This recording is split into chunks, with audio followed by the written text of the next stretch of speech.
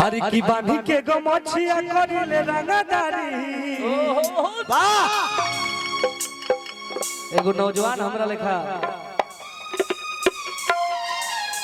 हरी की सीधे संपर्क बाटे दिल्ली सरकार से। हरी तो करिला बिलोंग रानी जादव परिवार से। हरी की बांधी के गमछिया करिले रंगदारी। अरे तो होई ओही रान दूधावा के बोल होई ओही रान दूधावा के बोल बांधी के गमछिया करिले रंगदारी। बांधी के गमछिया करिले रंगदारी। हेलो का मन बउड़ा। हरी की झारखंड कोयला माफिया यूपी के हर जवान माल माल हो करेगा। मुन्ना भैया है ना। हर की हैयारा बालू माफिया के कायदा भैया करे जा। ए मुन्ना भैया अरे तो है बिहार बालू माफिया उड़ा के भैया। ए मुन्ना भैया ये होई नो थोड़ा सा मुंडियो चल जा भाई हो सब बड़ी गरीब जगह। अच्छा हम पूछत हैं विनोद भैया कही हाई स्कूल पर तो छिटाता हई आंगनबाड़ी हई आंगनबाड़ी में तो तन ध्यान देवे के काम बा। हई बाढ़ क्षेत्र से सब दहल लइका आइल ना ना आंगनबाड़ी वाला बड़ी बड़ी राशन काटेला सब। हाई स्कूल के जरूरी बा भाई। हाई स्कूल के हाई खर्चा बा। ए बे सामान के खर्चा बा बा बा हरी की बांधी के गमछिया जियो बड्डी भैया। अरे की बांधी के गमछिया करिले रंगदारी। बांधी के गमछिया करिले रंगदारी।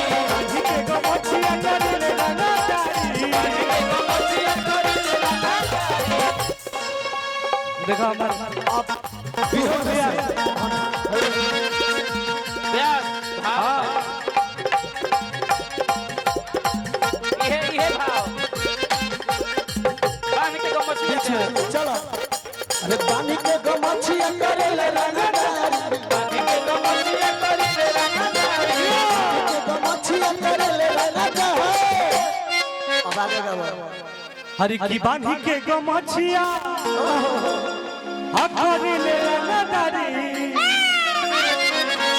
अरे तो हई ओही रान दूधावा के परिवार। हई ओही रान दूधावा के परिवार। हई ओही रान दूधावा के परिवार। हई ओही रान दूधावा के परिवार।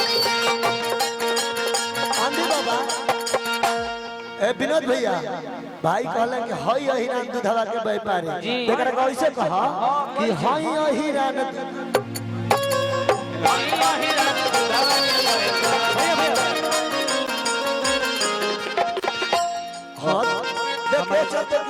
जादव जी को दूध दूहे की आदत बा। ये चलते बताइए हमारे माने भगवा गलती मत भैया समझिए। विनोद बाहुबली भैया की तरफ से बहुत बहुत पुरस्कार बा और सही प्यार मिलत रहे। साथे साथे हमारे डी कंपनी के प्यारे भाई नारद यादव जी की तरफ से भी बहुत बहुत पुरस्कार बा। हमारे अरविंद भैया की भी तरफ से पुरस्कार बा धूल ब्रांड के टीम से। तो लोग सही प्यार देत रहलो हमरा के। उहे गए हरी की बांधी के गमछिया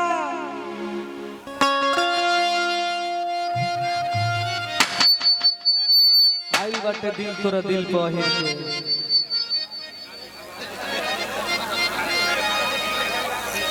माइक उठा के रखिए मालिक। हेलो हेलो हेलो हेलो थोड़ा सा करके तुम बना दी गई बे भाई के साथ में होगा।